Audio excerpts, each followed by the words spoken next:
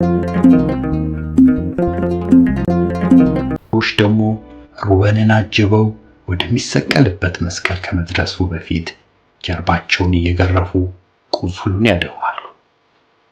ከዚያም የሮማውያን ወታደሮች በሚመስሉ ሰዎች ታጅበው ወደ ኮረብታው ይወጣል።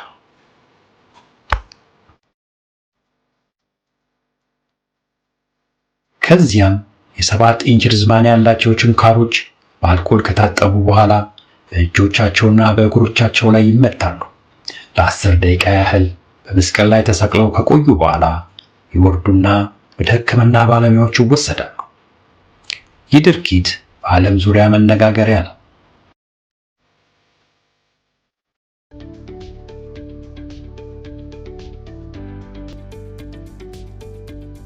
የካቶሊክ ቤተክርስቲያን ይህን ድርጊት አጥብቃ ትቃወማለች።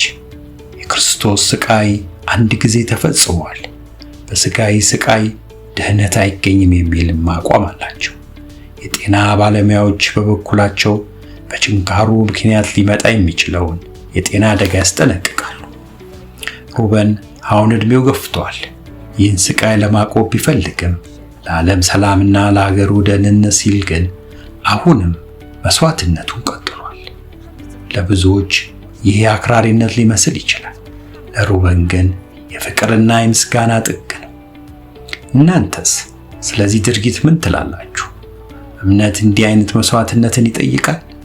አስተያየታችሁን በኮሜንት አስፍሩልኝ። ለተጨማሪ አስገራሚ ታሪኮች ሰብስክራይብ ማድረግ አትርሱ። እግዚአብሔር ሀገራችንን ይባርክ።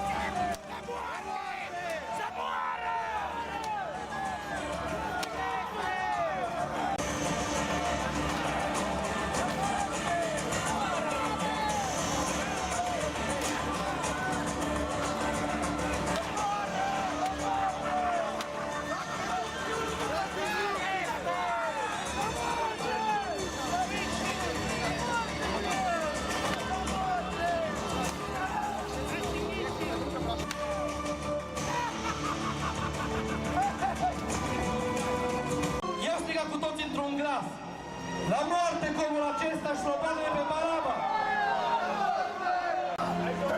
Pilat a zis pentru a treia oară. Dar ce n-au făcut?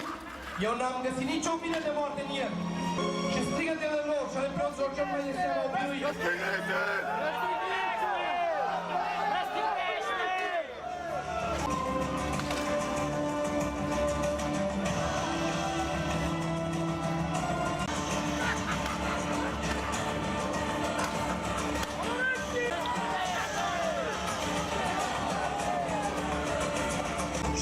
Palme. Pilat a zis iudeilor, iată că vi-l aduc, ca să știți că nu găsesc nicio bine.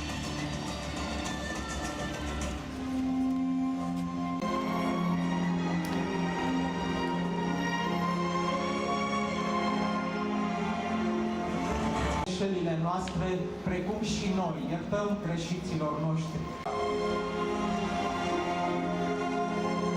Au început să strige, răstignește!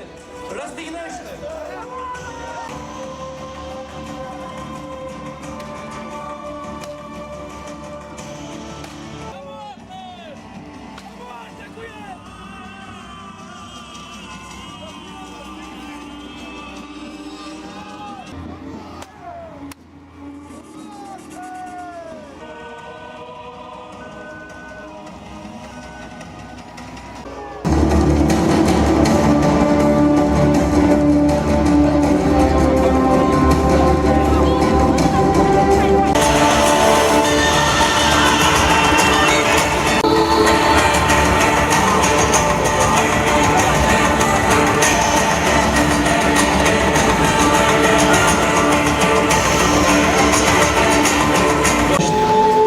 Acesta este împăratul iudeilor.